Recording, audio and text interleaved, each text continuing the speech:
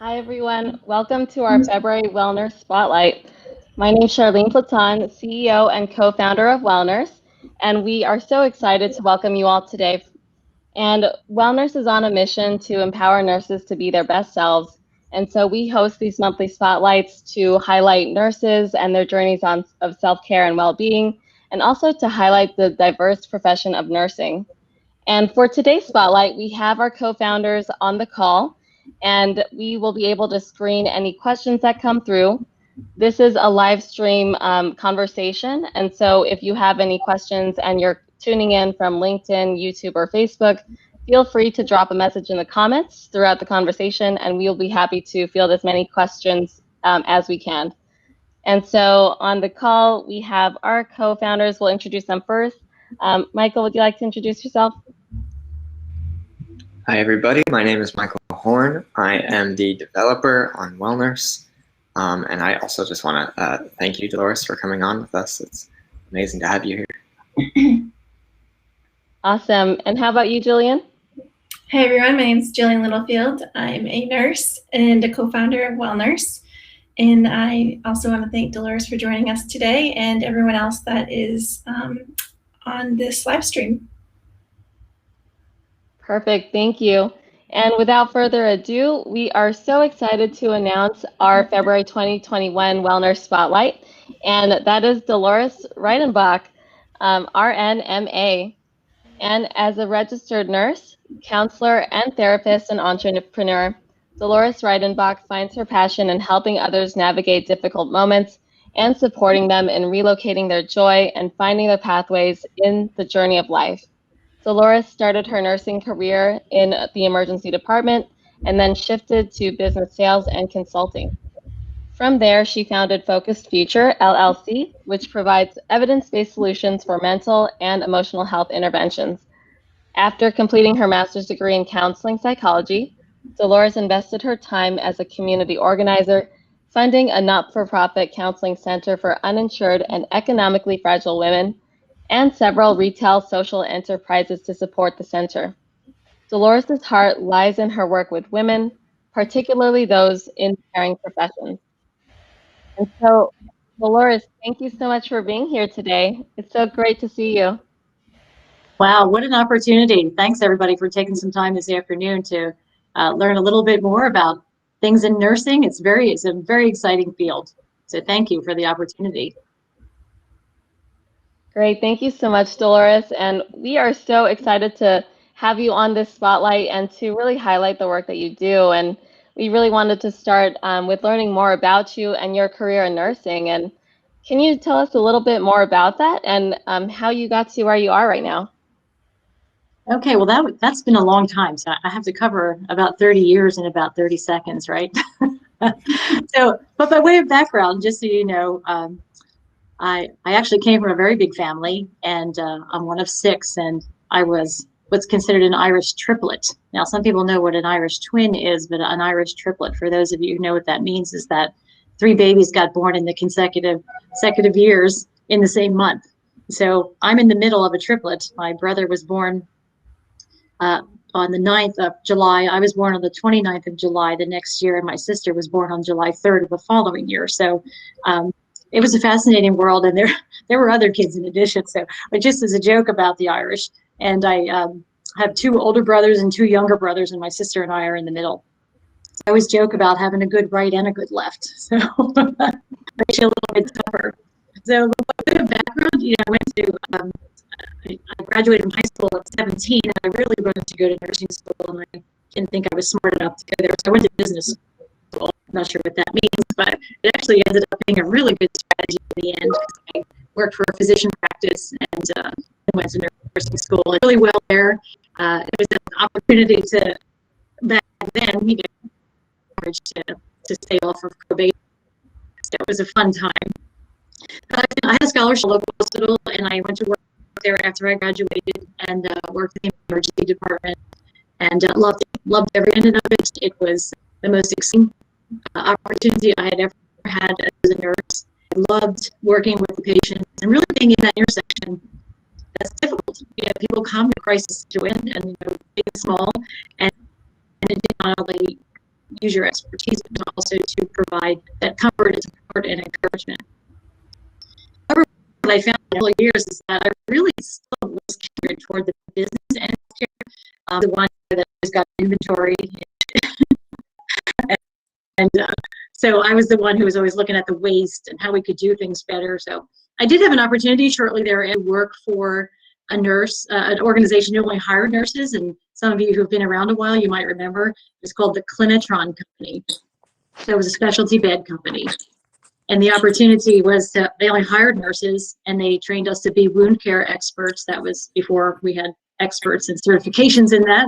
And we worked in hospitals, working with pressure sores and other things that were pressure related while we positioned the product. So that kind of launched my combination business, sales, healthcare career, because I really understood the clinical component, and I also understood where nurses were coming from in terms of what their needs were, and many times served as an interpreter to organizations who really were trying to sell something, but they didn't really understand what nurses were up.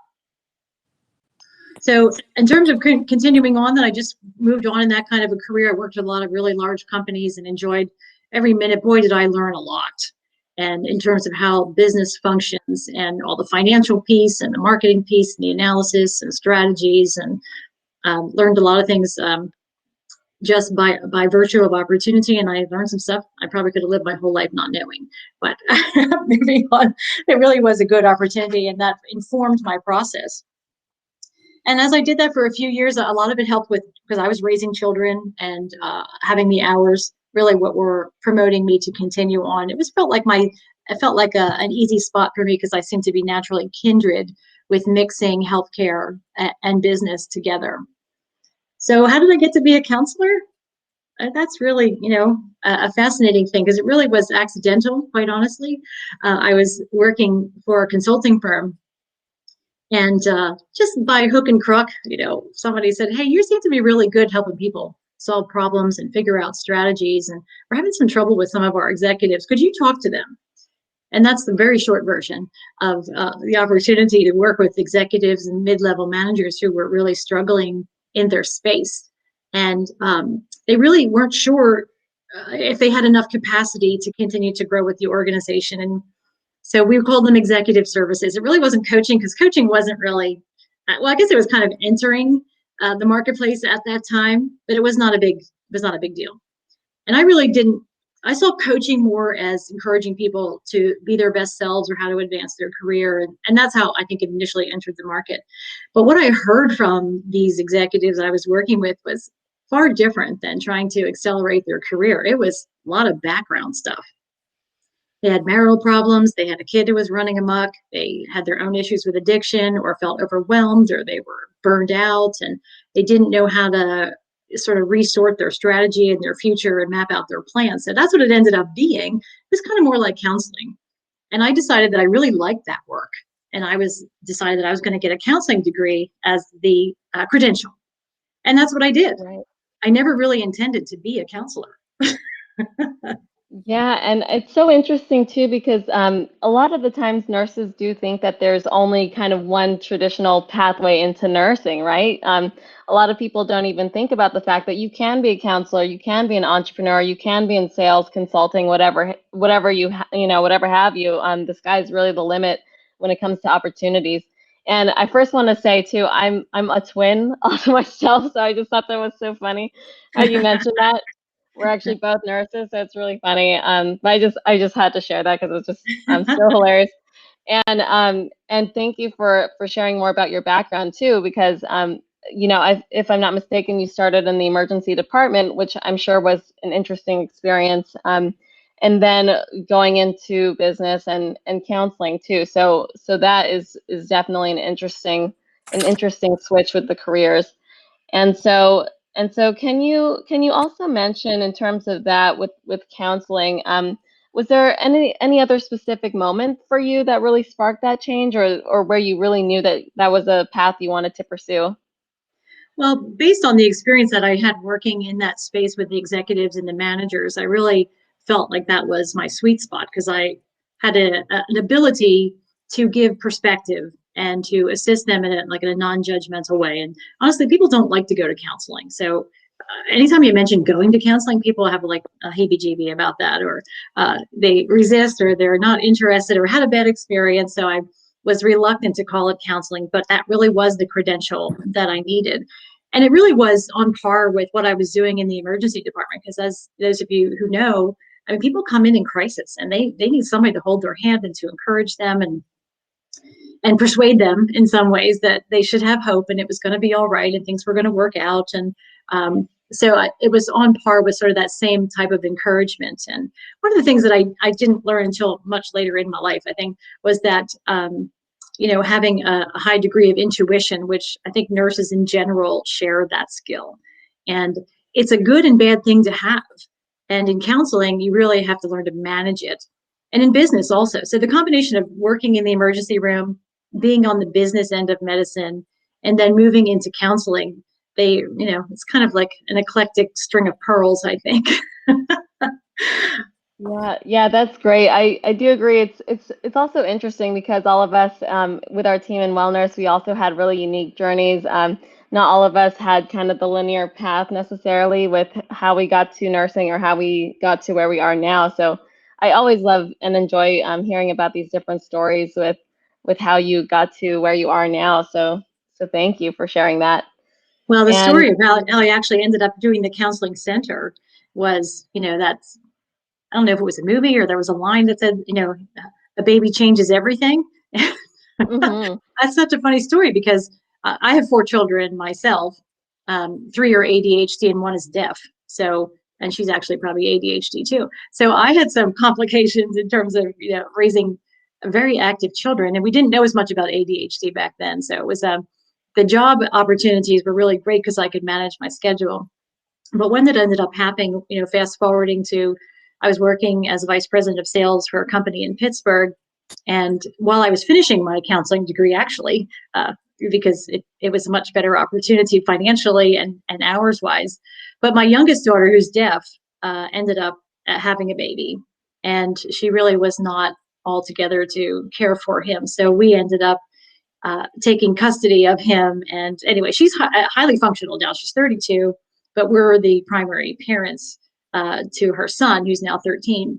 And it really changed the course of things because I had to leave my job and I couldn't raise a baby from the road. And I think the opportunity, the direction of my life, the trajectory is like, hey, you're home, you're a counselor, and there's a need in this community to serve people who don't have insurance, who really want counseling. So that's really how it got started as being a counselor.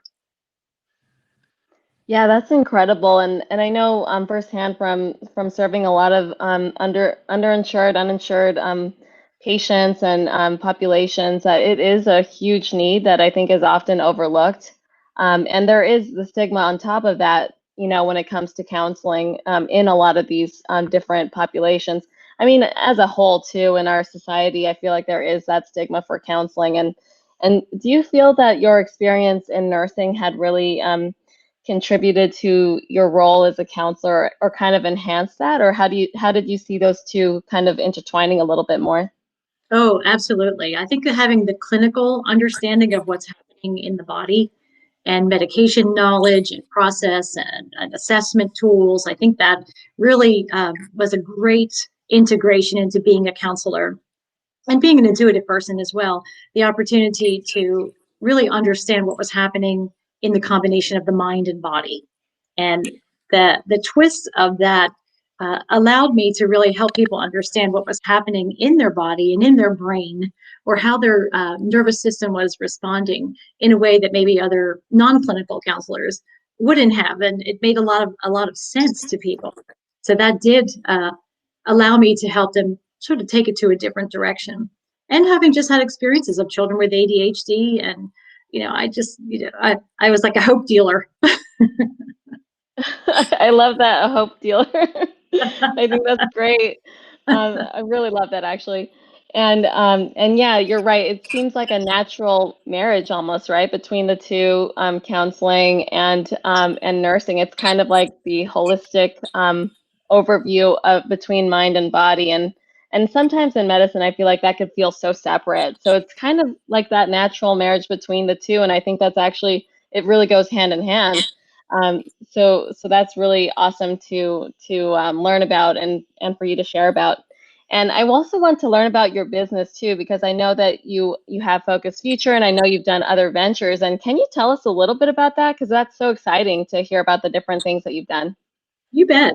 Well, when I started the not-for-profit, I was terribly afraid that I would have to ask people to donate money the rest of my life, and I just couldn't see myself doing that. So I had this brainstorm that if we started some little retail businesses in our town, that like a business incubator, that it not only would help economic development in our little town, but it would also provide opportunity for generating some branding, so people recognize the ministry, and that if they shopped here, they would be supporting the ministry, which has become a very popular process nowadays. But this was a while ago, like 10 years ago, that I was doing this, and it ended up working really, really well. They were not sustainable over time, which was okay, because it actually served its purpose. And sometimes when you're starting businesses, you have to sort of tuck that into your thought that it may not be a forever business. And for us, I didn't know that at the time. I can advise you of that now. But also sometimes those businesses are not meant for you. So while we started this, the opportunity has been adopted and adapted and expanded by some other far smarter, more creative people than me, which is fine. So I think that the opportunity of the social enterprises were really to support the not-for-profit. But today, in Focus Future, sort of fast forwarding a little bit, I want to just go back and talk about how nursing informed my counseling profession as well. Now I've been a counselor for 11 years, and I had some problems being a counselor in school. And think about this. I mean, picture this. Everybody that's on here, you're a nurse, right? We have every possible means of looking at people. We have lab work, we have x-rays, we have MRIs, we have all kinds of ways to identify with fair precision what's going on with them in their body, no matter what they tell us, whatever their chief complaint is, how their historian style or whatever, or their emotional state. We can pinpoint pretty closely what's going on in terms of the body's process and where that intersection of disease or discomfort or distress is happening. So in counseling school, I call it, I'm taking this with me, thinking like, what tools do we have now to assess? How do we know what a diagnosis is, and how do we know what information we should be asking, and how will I know what their diagnosis is? And honestly, and I am not a critic necessarily, but I was very sad to find that there is no such model in mental and emotional health. And I was afraid, and I was discouraged because it was so subjective, and it was really very challenging, because it was really only as good as your skill, as good as your knowledge, as good as your ability to ask questions, and your client's ability to express themselves and to answer questions. So I often found myself in a very difficult situation, trying to actually make a diagnosis or try to determine what the best treatment should be based on historian. I mean, you know that, for example, if you have a stomach ache and you go to your primary care doctor, the doctor will ask questions. How long have you had it? Does anything help? Has it been worse? That kind of thing. And then you'll be sent out with lab work to be checked, because we need more precision based on this vague story. Well, over in counseling, usually you come in and people will be seen for their first time, and we have some ways to do interviews and assessments and things like that. But the treatment is, well, once you come back in a week or two, and we'll talk some more. So I struggled with that. That really sent me on this big mission to find assessment tools that were validated, that were reliable, so that we had some great way to more precisely identify a client's distress level. Now, this went on for a couple of years. I tried and I researched. Now, I'm not talking about Myers-Briggs or DISC or any kind of styles, not performance or it's not even personality testing. I just wanted something that could tell me the current level of distress and what were the sources of the distress, so I could begin a conversation with the client with some kind of evidence that said, oh, look, you are struggling, because a client could come in explaining that they felt like they had depression. But the assessment I was using, if I used a depression assessment, I could tell whether they had depression or not. And if they didn't have depression, but they complained to have depression, I was kind of stuck. So I did find one that I really landed on, but it had some challenges. And it was on paper, looked like an SAT test, and had to be hand scored, and it really was not useful. So this led me to an opportunity to co-create a web-based application assessment tool, and that's called EQ-Pass. And that's what Thought Focused Future does. Yeah, and that's incredible because I do agree with you. There are a lot of scales, tests out there to measure these different types of things that might be happening or conditions, but a lot of the times it may not necessarily be telling the whole story about the patient, right? And I think that it is so important to have a some sort of a test that can measure that, but it's also something that gives you a little bit more insight into what the patients are going through. And I'd love to hear more about the EQ Pass because it does sound really comprehensive. And I know too that a lot of the times, it's interesting how someone could fill out a scale and you could have a result that says, oh, you're not depressed or oh, you're not anxious, but then you're looking and you're assessing someone who's clearly anxious or clearly depressed, right? And it's or something. Yeah, or something. So it's interesting. And can you tell us more about what that looks like or what that entails? Sure. Yeah, sure. The short version is because I was trying to immerse the medical model into the behavioral health model, the challenge became, how do I automate it? How do I make it easy to use, accessible to the therapist? How do I make it easy for the client to take so that it doesn't take too long and it's contemporary? So I really went down this road of investing in the development. So I took a validated, reliable tool that someone else created, Dr. Scott Lonesdale, and I was able to get exclusive content to his copyrighted tool and recreated it to an online version for lots of reasons. One is because just in the counseling center, to be able to give a therapist or a counselor or anybody in behavioral health a reliable tool that's already been validated. So the usage of it and the elements that come back through the report process, you can count on them. So not only do you have the ability now to take a reliable assessment, so I call it the CBC, of counseling. Everybody gets a CBC no matter, right? Nobody leaves without a CBC. That's great. Because that's where we kind of start with the basic. So it is an assessment that gives you the CBC findings of their current distress. And it comes through the 3 core dimensions of depression, anxiety, and anger, and a red flag scale, meaning that if there are red flags in what they're currently experiencing, like suicidal ideation, homicidal ideation, and also then there's subscales for clinical skills, because if someone is, say, experiencing homicidal ideation or experiencing anger, that kind of thing, we can drill down to know based on the question sets, is it anger in? Is it anger out? Is it anger verbal? Are they likely to bully? That kind of thing. So in addition, there's a lot of background information that comes through this really well-designed tool. So as a therapist now, I have something to start with from day one to have a conversation with the client and just verify the information that they provided through the assessment. And the product produces a full set of reports, a battery of reports in the background, more than a CBC. Right. As a therapist, then you have some real stuff to start with, and then you can create a treatment plan based on real information that you got. That may have taken weeks, if ever, to get through the interview process, through the cathartic process with the client. And it really does fast forward the whole process. It allows you to build a treatment plan using evidence-based treatments, but at least you've got a treatment that matches their current distress level. So that's the big. Yeah, that's great. And we actually do have a question that has come through from the chat, and I'll bring up Jillian if you could read the question. Sure. So it looks like this one's from Charmaine, and she's asking, does the EQ Pass help screen for depression? How is it different from the PHQ-9? Okay, that's a really good question. The EQ Pass actually screens for the core dimensions of depression, anxiety, and anger. So to answer your question, yes. And it is the only global scoring test that I'm aware of out there that looks at all of the dimensions.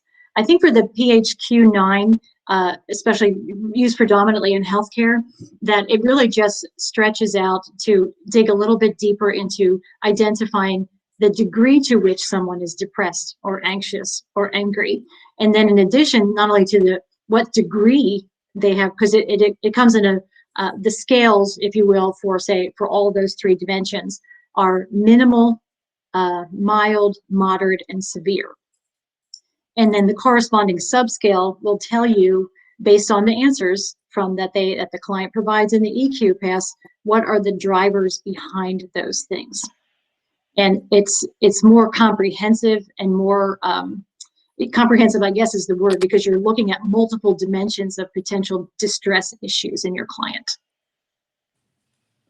Yeah, that's great. Thank you so much, Dolores, for explaining that. And I think it's awesome to have kind of like all these tools built into one comprehensive test that can really streamline and make the process a little bit quicker, just like you mentioned earlier. And I also wanted to ask too, because I was wondering, as you were progressing through your career, do you know if this path in terms of counseling and nursing, do you see the parallels between this path versus psychiatric nurse practitioner, for example? Because I know that that's now an option that people are pursuing in nursing. And I wonder if you know, is there a difference between the two, or what your thoughts are on those two different career paths? I think for myself, psychiatric nursing really wasn't on the radar. And I think early on, even when I got out of nursing school, I mean, I had the opportunity to do a few more credits to get my BSN. And I must have somehow innately knew that clinical excellence was not in my cards. And I didn't have interest in moving toward the clinical side. And I don't know if that's because I had more of the logic business mind, that I felt more, I don't know, energetic around how to create pieces that fit into the clinical space that made sense. So I probably would not have pursued an advanced practice or anything in clinical. I really found my calling, I think, on the business side to be able to advise and create other pieces that fit. Yeah, thank you. That's really great to hear and to see just the different options, because yeah, there are so many different paths now. There is psychiatric nurse practitioner, there is more psychiatric nursing, and that could still be quite different from the counseling route and what you had just mentioned. And It's very complementary. I mean, it's a complementary field for sure. Right, exactly. And I see that there is another question too from Charmaine. So I'll bring up Kathy. Are you able to read the question, Kathy? Yes, sure. Hi. So the question is, how does counseling different from psychotherapy, or is it the same thing? Well, that's a really interesting question, because I'm one of those people, like, I'm always wondering about stuff. Like, what's behind the curtain? What's under the box? Why do we call it that? And the short answer to that is a counselor's preference in terms of how they describe themselves. And all counselors who even call themselves psychotherapists were all credentialed and trained the same way, primarily. I mean, higher level advanced psychiatrists, psychologists, obviously, I'm not even talking about that level, because there are specialties in psychotherapy.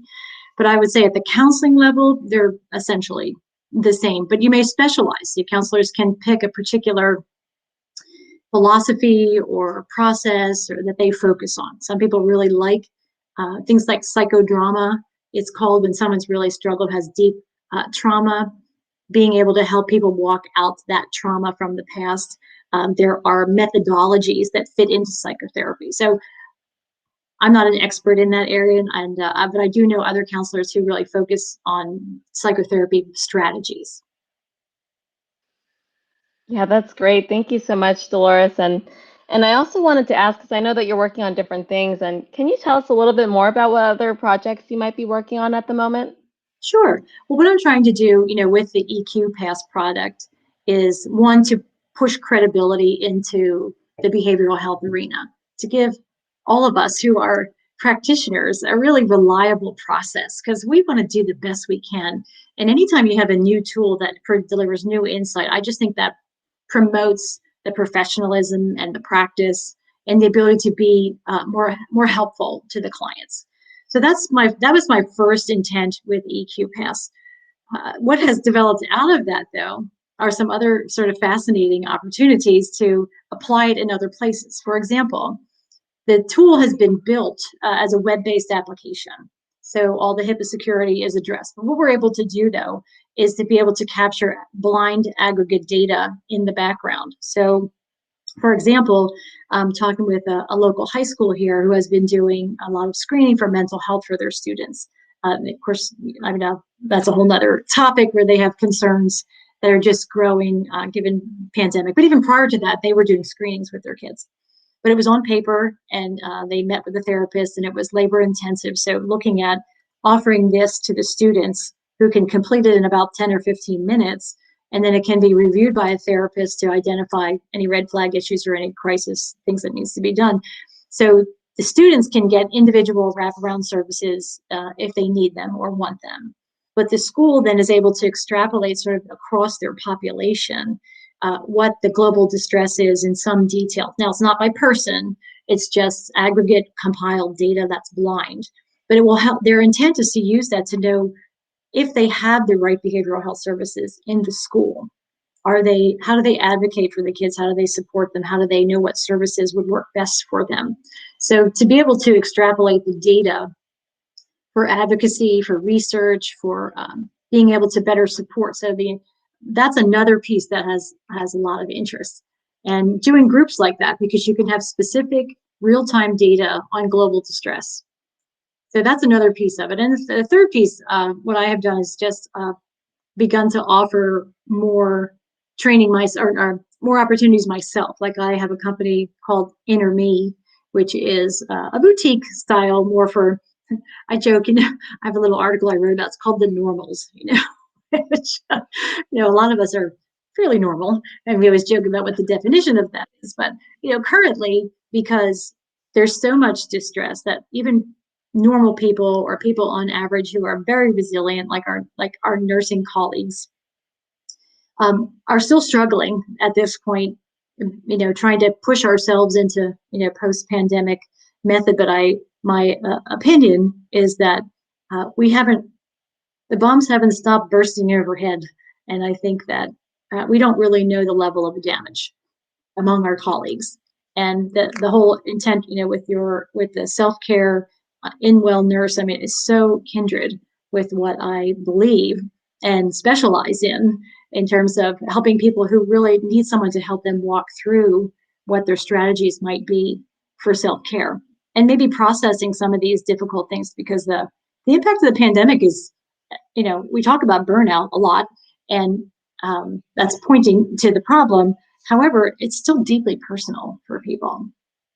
And I know that organizations are struggling. I'm working with another, I have a proposal in with another company right now who wants to do a pilot on their senior leadership team, just to get to offer them the gift of, personalized processing over all the pandemic stresses and distress, but also then to look at the data, not individually, but in their group, to identify, what they should be doing as a company to better support and help them, help the leaders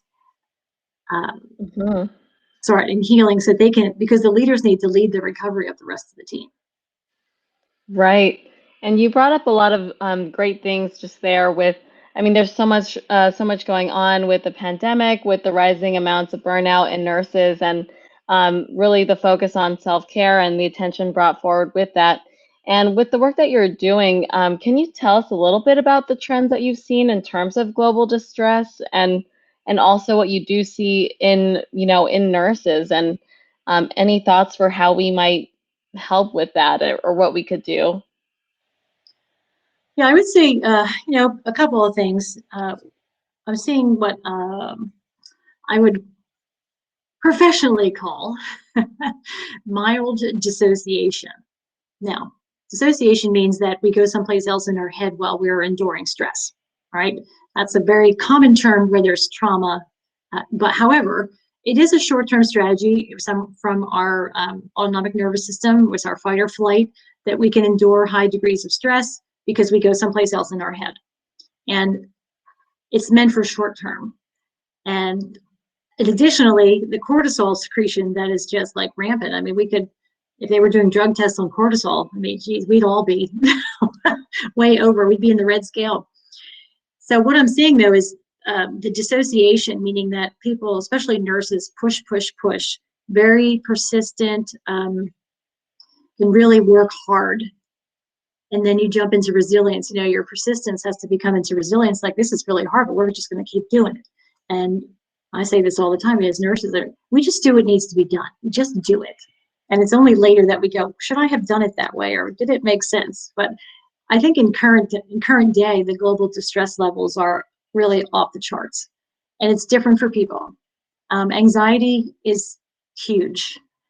However, right behind that, honestly, is not depression. You'd be surprised. Is actually anger. People are, can I say it online? People are pissed. They're just sick of it. They're done with this, and it's coming out sideways.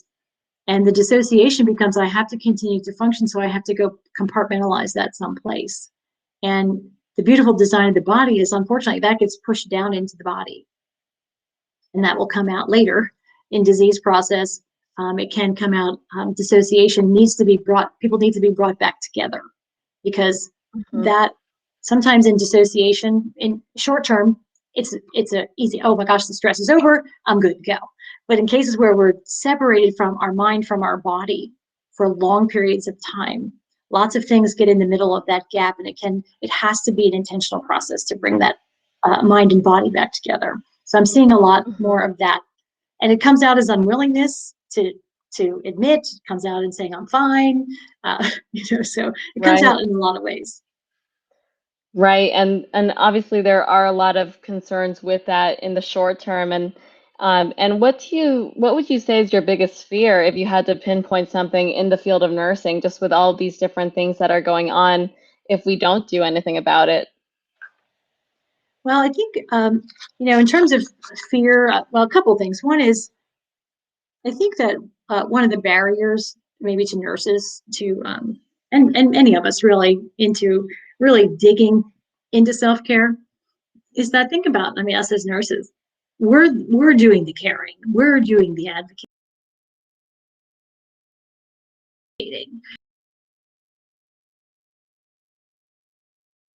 In being the person who needs the caring and who needs the advocacy, whether it's self-advocacy or otherwise. So we're kind of pushed in a comfort zone, a lack of a comfort zone, in a place where we do the caring and we do the advocating. We don't get the caring and we don't get the advocating. So I see that that's a learned skill. Now people can learn how to do that and say you're valuable enough to be advocated for or to be cared for. And I think that's something that we need to push in a little bit in terms of the nursing. I think, in terms of fearfulness, my greater concern is that we have a sense now of the level of distress and burnout and fatigue among the teams. I don't think we know how big it is, how big it's going to be.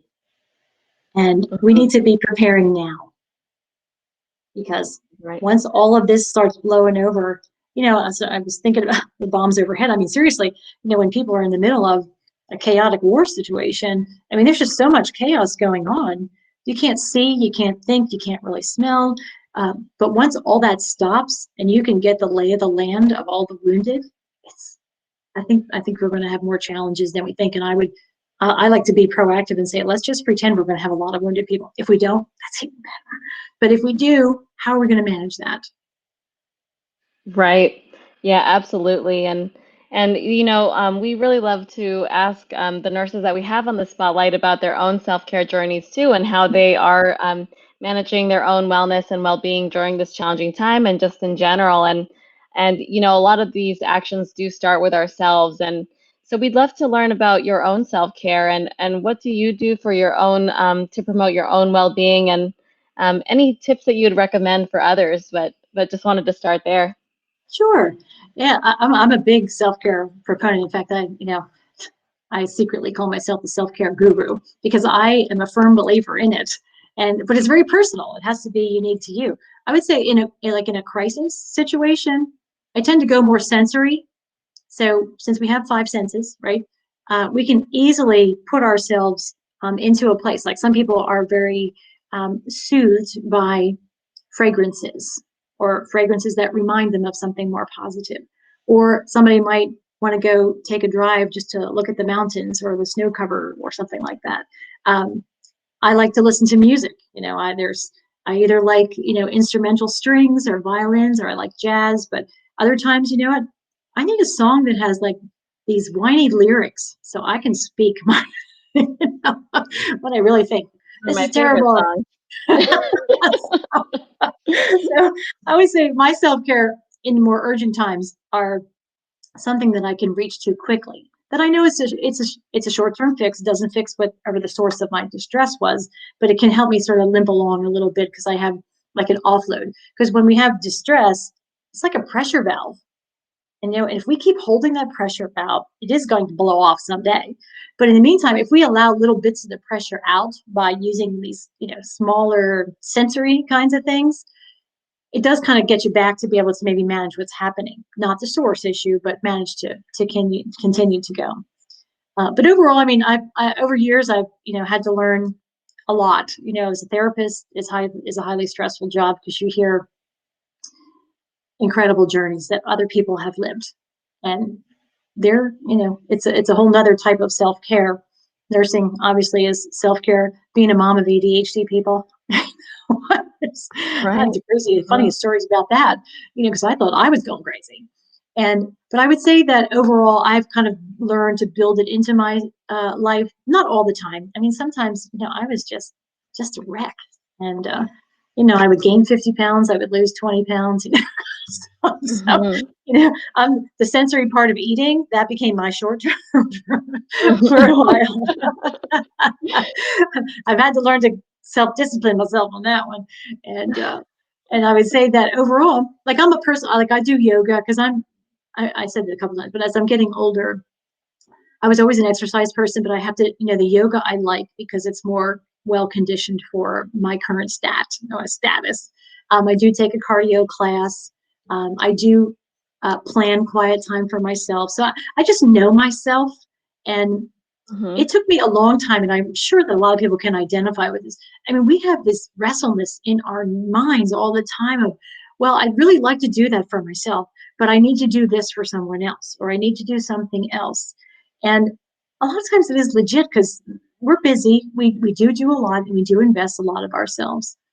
I've had to talk to myself so many times, say, Dolores, are you worth 30 minutes of exercise? Seriously, for all you do, are you valuable enough to give yourself 30 minutes? And I don't like that argument quite as. A lot of times I'm like, no. I mean, it's a hard question to ask even, and definitely to answer. And I think that as nurses especially, we are always, or we do have that tendency to care for others before ourselves. And the journey of self-care really is a journey. It's not something that we could figure out in a day or in an hour or a week. Just like you said, it takes years to figure out, who you are, what practices you need to know yourself, and to know what self-care practices will energize you.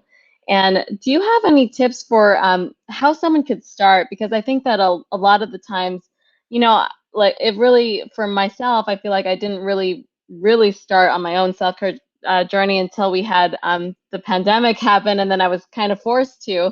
Do you have any thoughts for how we as nurses, or just in general in healthcare, how we could just start that journey of self-care? Well, I think the first piece of it is understanding that we need it. we need to back way up into nursing school and teach nurses that this is a hard job. There's a lot of stress. There are a lot of things you're not going to foresee that are going to impact you personally and professionally. So I would say that embedding it into our early training is probably really good. And I think also adding it into hospital and nursing home, wherever there's training of nurses, that we have to make this more transparent. It is a hard job and we give a lot, and that it doesn't come without a price. And it's okay to want to sit on the curb. It's okay to want to go home. It's okay to want to use curse words as part of your self-care strategy. Right? and so I'm not I know people talk about stigma all the time, and I know some people have it in their head that, going for counseling makes you crazy. Like I think we need to use our own ability to normalize the best we can. But getting started for your individual self, one is, I think, a self-admission that it's necessary and it's perfectly normal. Okay, perfectly normal. And finding a healthy one, because there are lots of unhealthy copings versus self-care. See, self-care and coping are different. I mean, they're on the same, it's like the black and the white.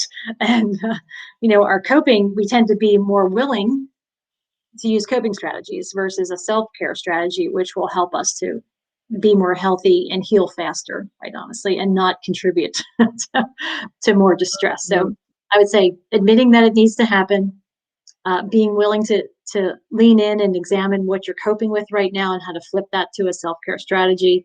I think also looking at digging into what things have made you, maybe something you lost or something you never knew. This writer, Anne Lamott, her name is, she has written incredible book. She just cracks me up all the time. She has this, she said this, the secret to finding what you've lost. Now, for us, it's like we lost our joy, or we lost our peace, or we lost, a downtime. She said the secret is to find what you're missing is to go back to where you remember having it last. Like, there's something to that. I really like that. So when you think about how to start with self-care, you need time and space in your brain to say, what have I done in the past that made me feel at peace or made me have joy or helped me relax? And honestly, there are going to be some people that are not going to be able to answer that question because there are other things in the background. And I would say that at that point, if someone's unable to grasp things about themselves, probably because they're not whole together. And I think that the opportunity to have someone help you do that, to walk through, not trying to put a label on you as a diagnosis and counseling. Like, I'm an anti-label person.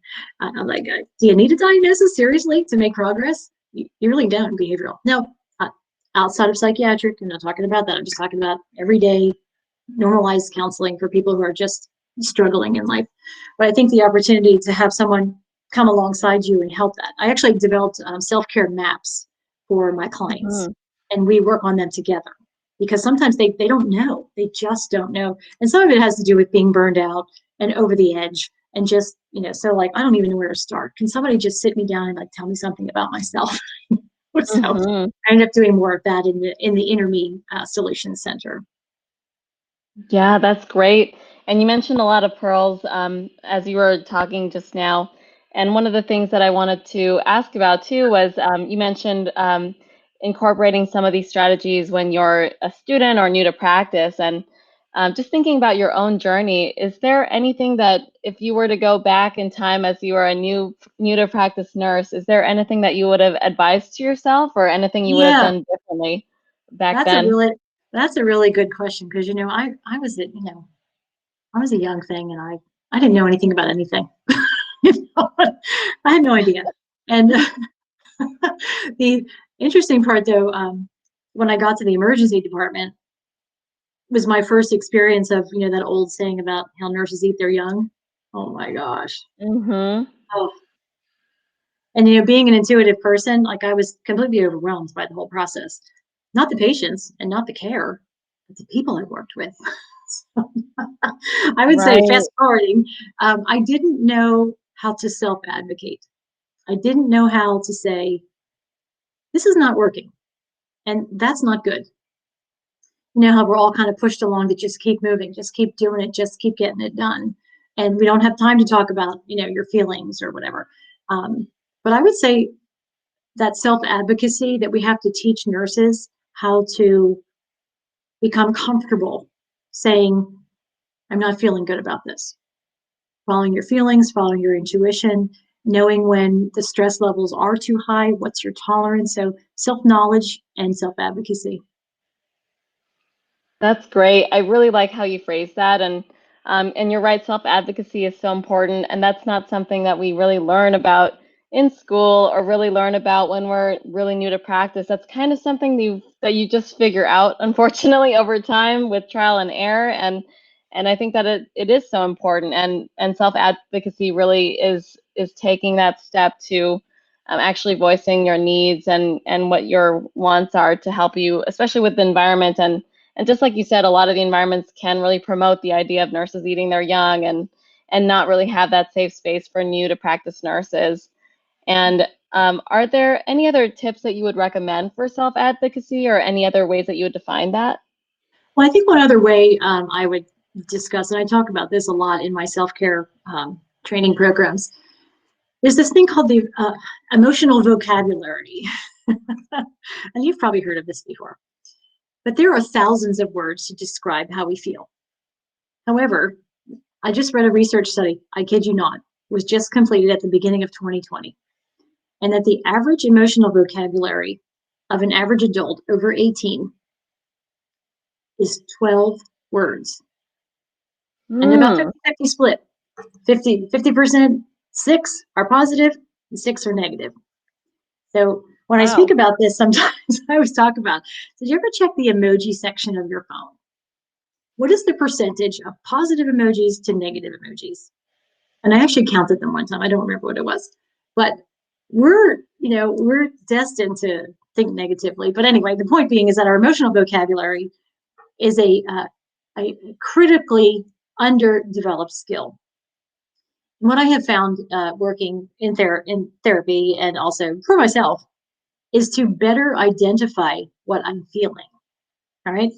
I always say people are depressed, pissed, or they want something. So they have a desire and they're disappointed, whatever. And I'm like, but what if you're frustrated? What if you're just disappointed? What if you feel let down?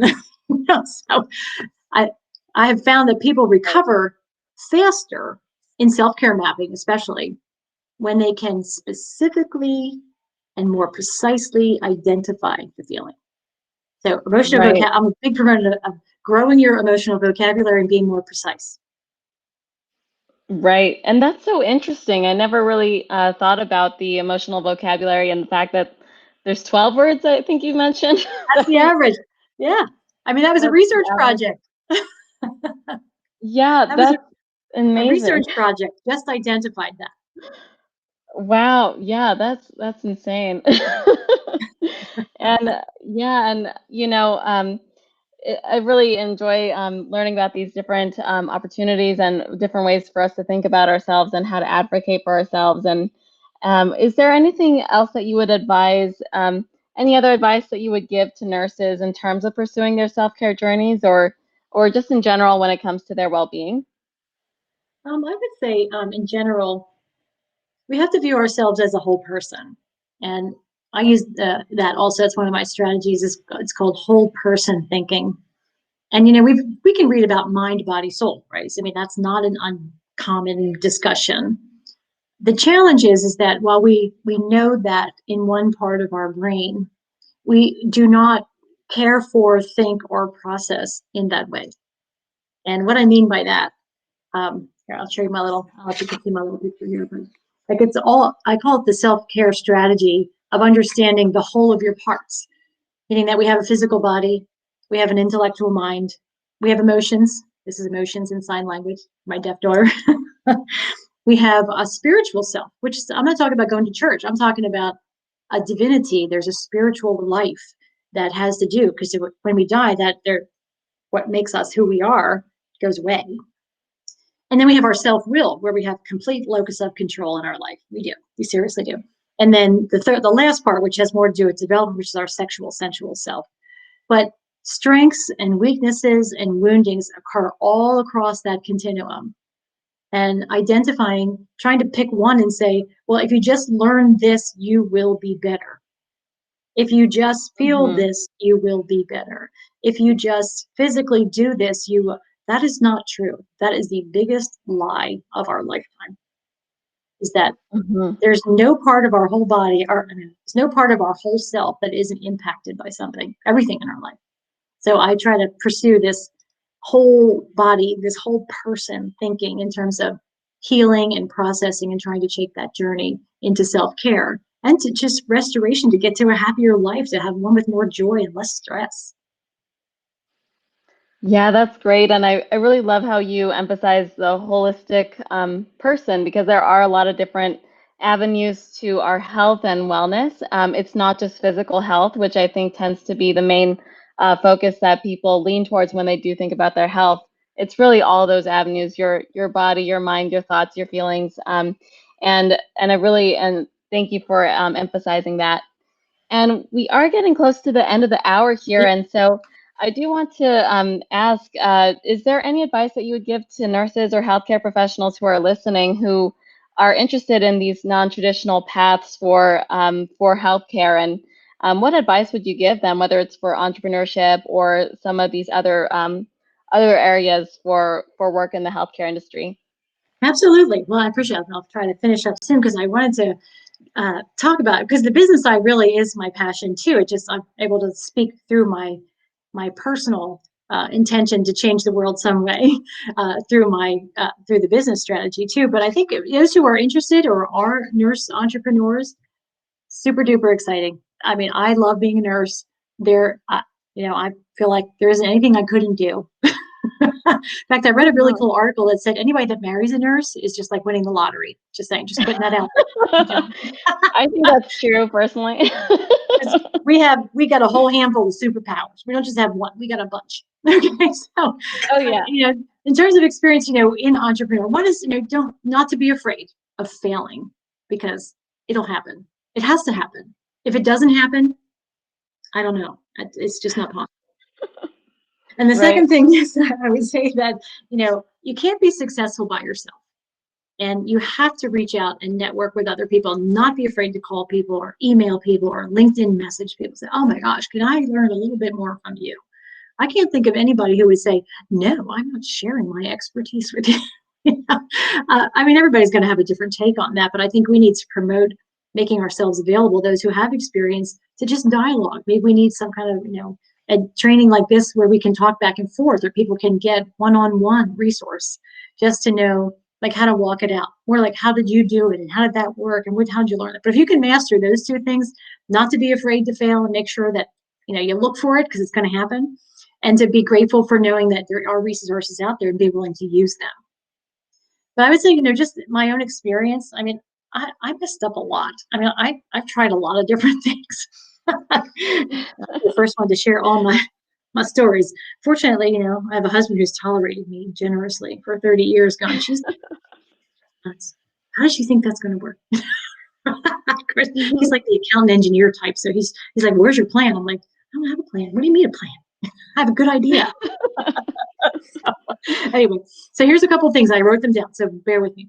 One is that to be aware, if you're starting a business or you're thinking about a business or whatever process you're, just be aware. Just like I was saying in self-care in nursing school, we have to tell people this is a hard job. It's going to be stressful and it's going to hurt you some days. Same with business. There's going to be discouragement and disappointment. It's going to come. So what I suggest, and I did later, after lots of experience of not doing it right, was write down now what your strategy is. So when you get discouraged or disappointed, what are you going to do? Because it'll be easier to do it today before that happens, to know you have a strategy, then tuck it in the drawer someplace. Second is test your reality, because we have passions, we have ideas, we see things, and we can get so excited about these things. Our visions can be super clear, but there has to be a litmus test of reality. Is it doable? Is it possible? Is it replicable? But more importantly, does it solve something? I think I have learned that after multiple failures. I feel like the Wright brothers, they probably ran down a lot of airplanes down that runway. Oh, yes, I bet. That's me. Okay. I ran a lot of made up airplanes down and just crashed. It took me a long time to figure it out.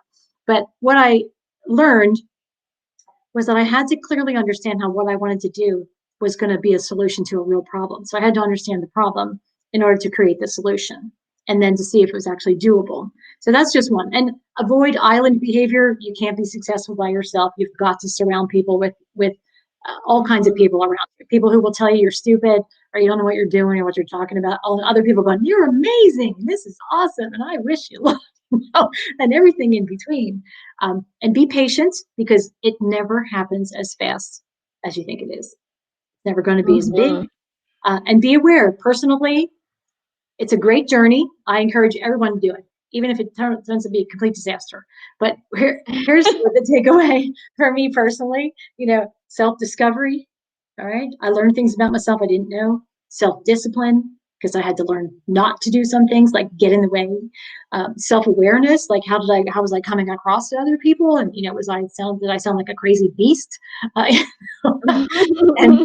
take it as a journey of new learning. Because one thing I've learned as a woman of almost 61 years, you have to stay teachable.